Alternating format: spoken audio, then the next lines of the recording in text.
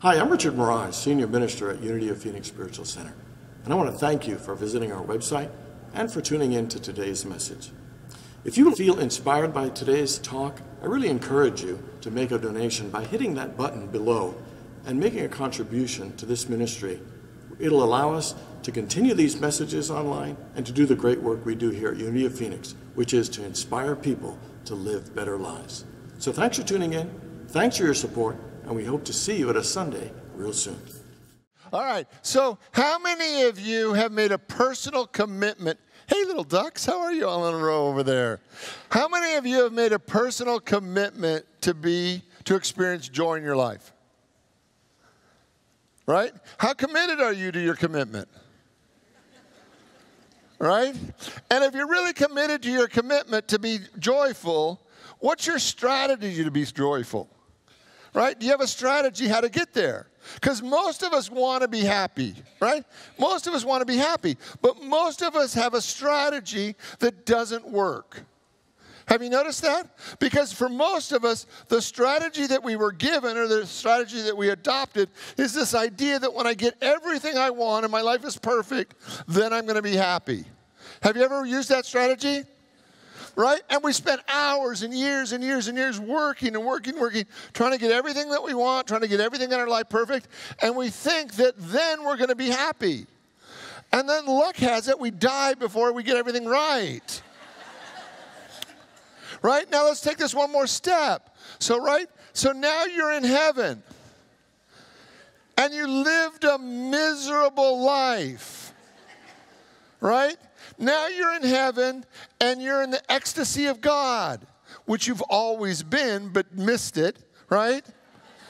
And you get to the other side, and you've spent 70, 80, 90, 100 some years being miserable. Would you automatically be happy in heaven if you've been miserable your whole earthly existence? I would suggest not. I actually believe that there's a special place for all of us crankies.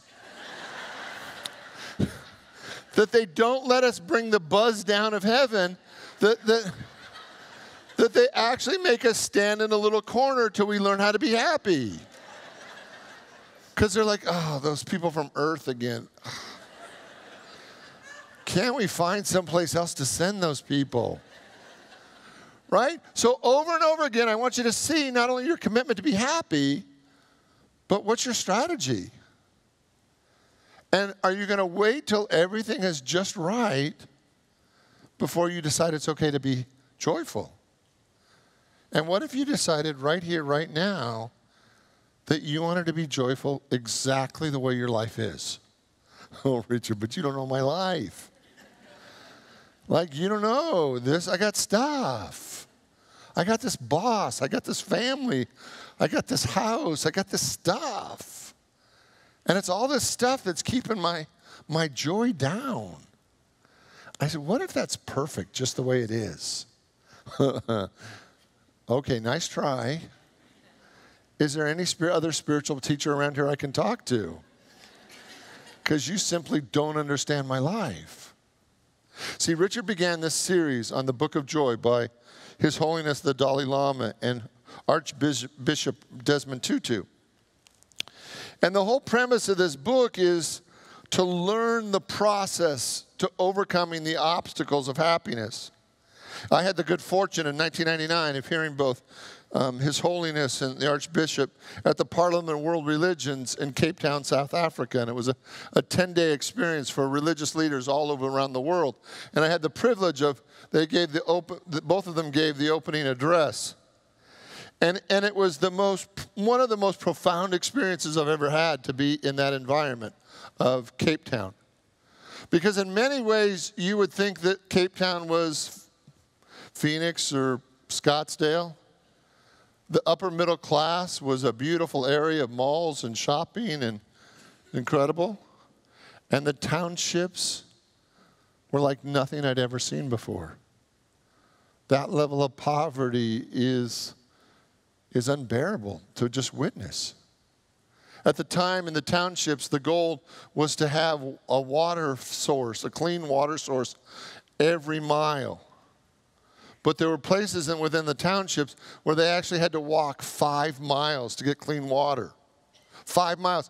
Can you imagine what your day would be like if you had to walk 5 miles to get water, enough water for your family, and then you had to carry it back 5 miles and do that day in and day out over and over and over again?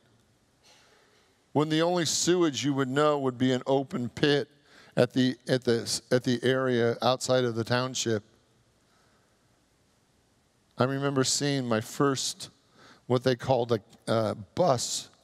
And the Africanos at the time were expected to be in a bus that was just really a Toyota minivan. And they'd rip all the interior out, and they put wood planks in there with milk crates as seats. And the expectation is that there were seats for 13. A minivan that in this country you couldn't put more than 7 people in. And the expectation is that they would hold 13, and there were times when there would be over 20 people in one of these things. It was horrendous. To go into a restaurant, they would have to buzz you in like you were going into a jewelry store. It was like nothing my soul had ever witnessed before. It was horrendous. So here is the Dalai Lama and Archbishop Desmond Tutu teaching us about joy. When His Holiness was in exile for over 50 years from his home country, when Desmond Tutu had been through all the things that he'd been through, and they're teaching us about joy. Not because their life path has been an easy path, but because they've learned to overcome it. Jesus said, in the world there's tribulation, but be of good cheer, for I have overcome the world. I had the honor in 2001 of going to the Synthesis Dialogue in Trento, Italy. And it was a discussion. His Holiness wanted to have a discussion. And they invited 40-some world or spiritual leaders to be in just a discussion with His Holiness. And because oftentimes he speaks to groups and to large groups, but he wanted to be in a dialogue where he could actually debate issues and discuss issues and be in this conversation. And I, as one of the conveners of that event, as part of the Association of Global New Thought, I was able to have lunch with him. There were 10 of us that had lunch with him.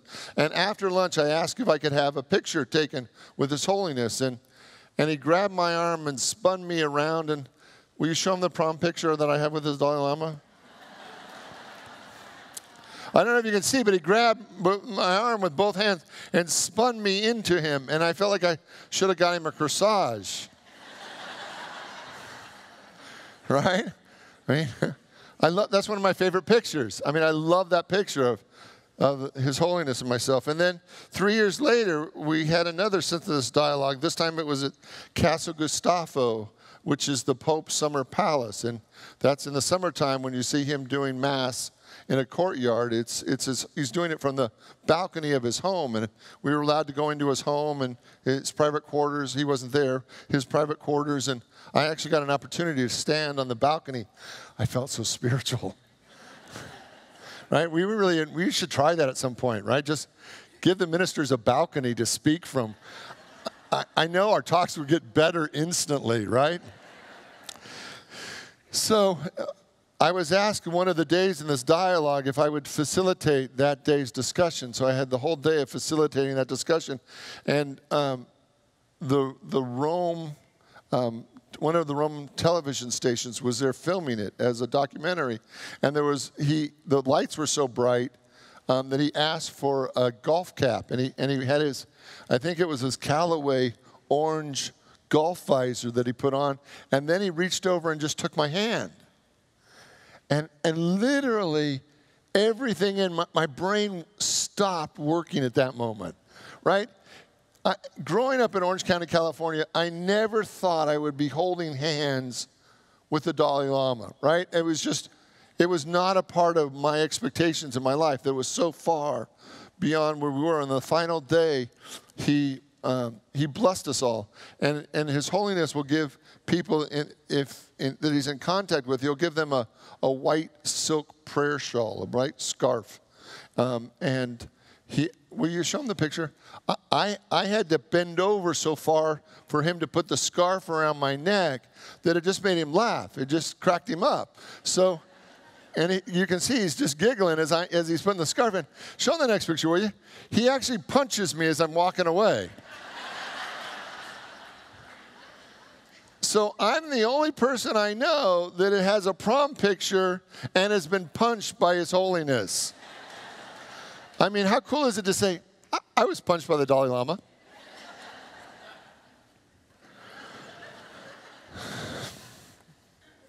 Back to the book. We have now covered the nature of joy and the obstacles of joy, and now we are ready to move to the positive qualities that allow us to experience more joy. And then he gives us the 8 pillars of joy, and I really want you to pay attention to these. 4 of these pillars are the mind or the thought process of joy, and 4 of them are the heart or the emotional aspect of joy. And today I get to talk to you about 2. I get to talk to you about perspective and humility. The 4 mind processes are perspective, humility, humor, and acceptance. The 4 heart qualities of joy are forgiveness, gratitude, compassion, and generosity. A healthy perspective really is the foundation of joy and happiness, because the way we see the world is the way we experience the world. Can I just see that again? The way we see the world is the way we experience the world. Changing the way we see the world in turn changes how we feel and the way we act, which changes the world itself. Or as the Buddha says, with our mind, we create our world. See, the most difficult thing is learning to really master our own mind. Because from our point of view, our thoughts always seem right. Have you ever been amazed by somebody not thinking you were right? It so challenges us, right? Because in our little world, in our little thought process, are you ever wrong? I'm never wrong, right? My thoughts are so right. And I'm always amazed when somebody doesn't see the world the way that I see the world. Are you ever surprised by that? Show them my rhino picture, will you? Can you see it?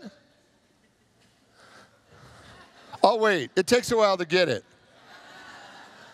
Okay, so the rhino is an artist. Do you see that? And he's painting the elephant, right? And notice what's in the center of the elephant. Do you know what it is? It's a triangle. It's his horn. I don't know if you can see the pictures behind him, but all the pictures behind the elephant all have his tusk in the center of the picture. Now, why would that be? Because if you're a rhino, everything has a horn in it. Because your perspective is that your tusk is in the middle of everything, because that's the way you see it. And if you're a rhino, of course your tusk has to be in it, because that's the way you see it. So if you're a giraffe, how do you see the world? You see it from the up looking down, right? You've got this 12-foot neck, so everything, you're higher than everything. If you're a snake, how do you see it? Now, if you're a giraffe or a rhino or a snake, is your perspective, is your point of view 100% real and accurate and exactly precise in your life? Yes. But is it the whole perspective of life? No. How many of you like to be right? How many of you have been surrounded by stupid people?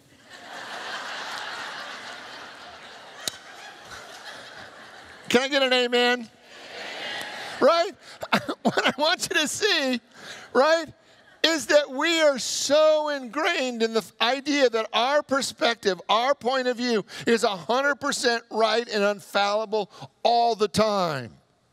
And if the world will just listen to us, they could be as right as we are. And we're happy to help them with that. right? But what I want you to see is that your rightness rarely makes you happy. It makes you feel superior. It makes you feel better than everybody else. But when you're right and everybody else is stupid, is your heart open or closed? It's closed. And with a closed heart, we are not the happiest version of ourselves. Let me go one more.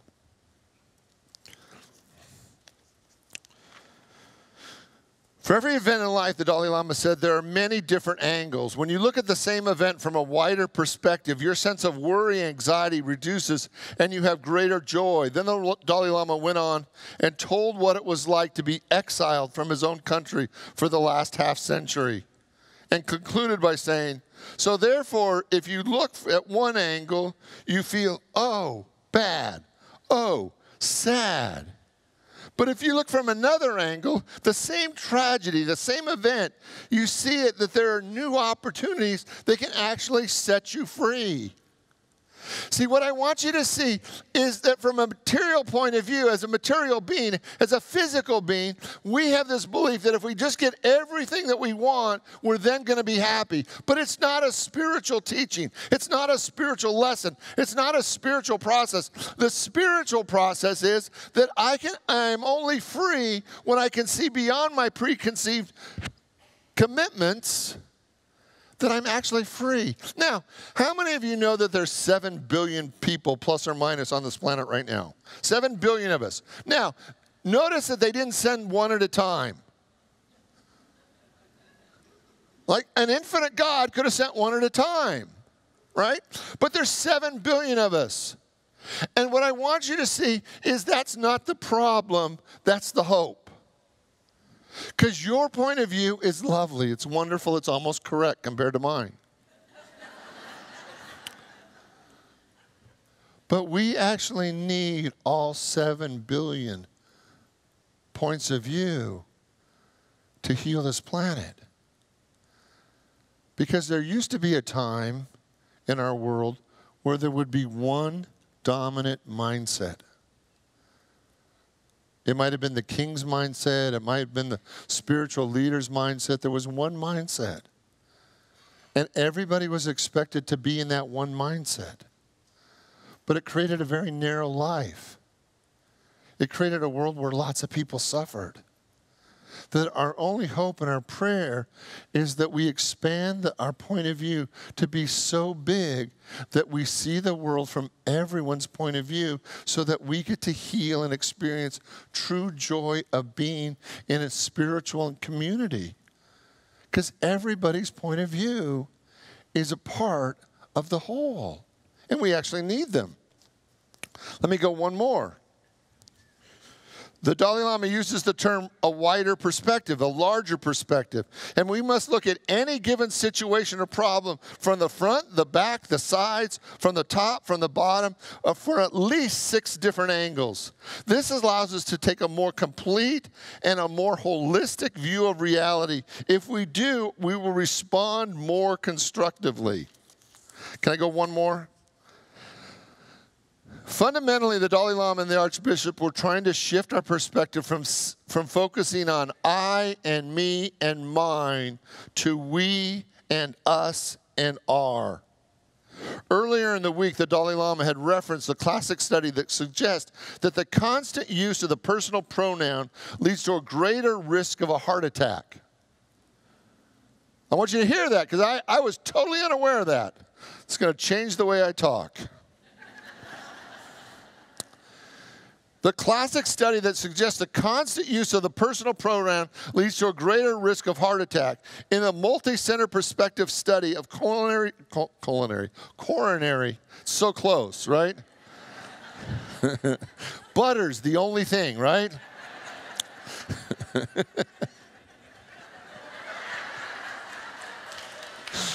I try so hard to keep it in check. a coronary heart disease. Health researchers Larry Schwartz found that people who frequently use the I, me, or mine have a higher risk of a heart attack and at a higher risk of a heart attack being fatal. The so-called self-involvement has been the better predictor of death than smoking, high cholesterol levels, high blood pressure, and more.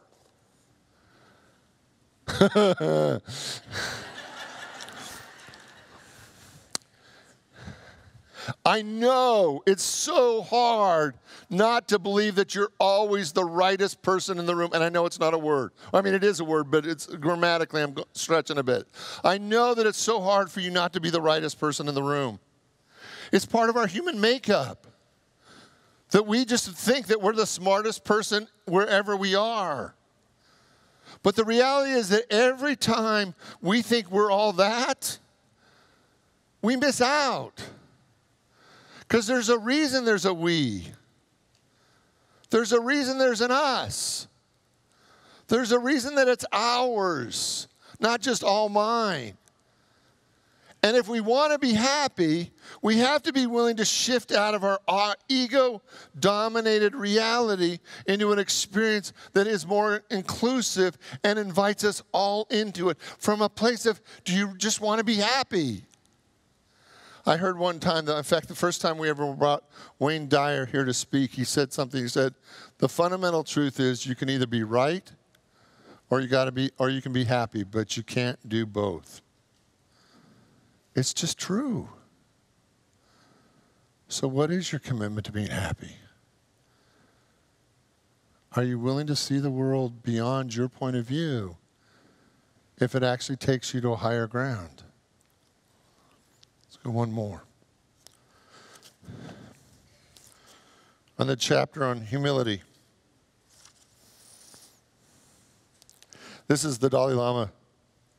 You said that I'm a mischievous person, and he points at the archbishop. One day at a big interfaith meeting in Delhi, one Indian spiritual leader sat next to me like this, and he makes the face of being frowned, stiff, rigid, scowly face. And then he said the seat wasn't high enough. He wanted it to be higher than the others. And then they said, what do you call these? And they said legs. He said, yes, legs. He wanted the chairs of his legs to be taller.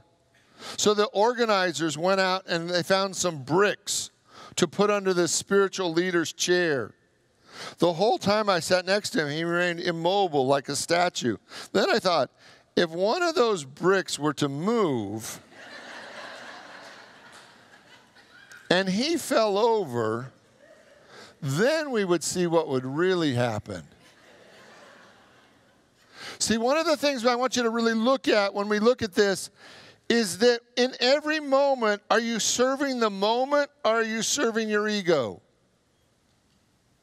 Because if you're serving the moment, then there's infinite creativity. Then you show up in the moment in the most appropriate, in the highest, and the best way. You bring your full self into the moment. If you're showing in service to your ego, then you always have to make sure that you're looking good all the time. That over and over again, we have this opportunity to ask ourselves this question, am I serving the moment or am I serving my ego? Am I serving the moment or am I serving myself? Am I acting out of my fears that I have to look a certain way? Or am I really serving the moment that God has placed me right here to do a mighty work, to make a difference, to heal and to bless and to give the blessings of God that have been bestowed upon me? How many of you were raised in a church situation where you felt diminished? Anybody? Anybody raised in an environment where you were taught that you were a worthless sinner or that you weren't quite enough because of your gender or your sexuality or whatever it was, that you were less than? See, one of the things I want you to see is that religiously, there used to be this belief that if you could make people feel small, that somehow God would look bigger. And the smaller we made people feel, the more they would appreciate the bigness of God. But the problem is when you feel too small, you don't even appreciate God. You feel so disconnected from God, you don't feel like it's a relationship. You feel unworthy even to be blessed by God. That there's a moment in even being humble where you actually have to expand to realize that you're created and you're an expression of the living presence and power of God. That today, I want you to be profoundly happy. I do. But I know that the model that most of us are using will never work. Let me give you one more. Just because I gotta.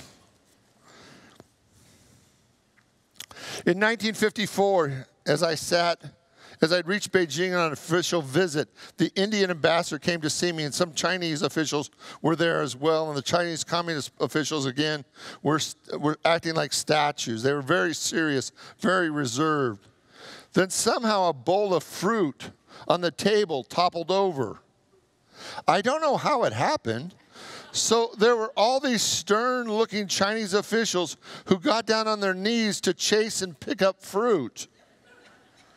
You see, when things go smoothly, you can pretend that you're something special. But when things happen, things unexpected, when things are chaotic or go wrong, you're forced to be your natural human self. See, one of the two biggest lies that we were taught is that things were supposed to always be under control and that you were always supposed to have everything that you wanted. What if those two things actually get in the way of your own happiness? These two men who have learned to live in a very chaotic, maybe even violent environment have unlocked the way to happiness. Again, Jesus said, in the world there's tribulation, but be of good cheer, for I've overcome the world. Over and over again, we think when we have everything we want and we're in control of everything, then we're going to be happy. And the greatest disillusionment is when you actually have everything you want and you're still not happy. We didn't come from a material world. We can enjoy the material world. We can prosper in the material world. But our happiness is spiritual. It comes from within. And over again, I believe that we're going to experience moments where we're maybe not getting exactly what we want. Where we may not even be treated exactly the way we want to be treated. When our bowl of fruit not only falls off the table, but it feels like it's being thrown at us. And in that moment, you get to decide. Are you more committed to being happy or living life as a victim? Because it's easy to be a victim, but it's hard to be a spiritual master.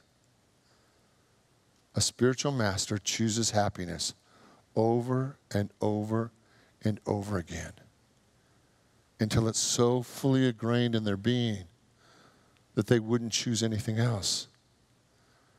And then they live in the ecstasy of God. I guarantee that there's something going on in your life. There's probably a person who's not acting the way you want them to act. There's probably an event in your life who's not going exactly the way you want it. You might even have a child whose sole purpose is just to annoy you. Or maybe that's a side benefit, right? And you're going to have to decide over and over and over again, how committed are you to being happy? How committed are you to be at peace? Because when you have it, when it's at your core, you will have it forever. Will you pray with me? I invite you to open your mind, your heart, your soul to the activity of God that is right here, right now. And we give thanks for all the blessings of God. We give thanks for all the points of view in our world today. We give thanks for all the abundance and all the chaos and every way the world shows up. And we don't allow any of it to keep us from being happy, of knowing the true joy of God. So in the name and through the power of the living Christ, we give thanks. And so it is. Amen. Bless you all. Have a great week. Thanks for being here.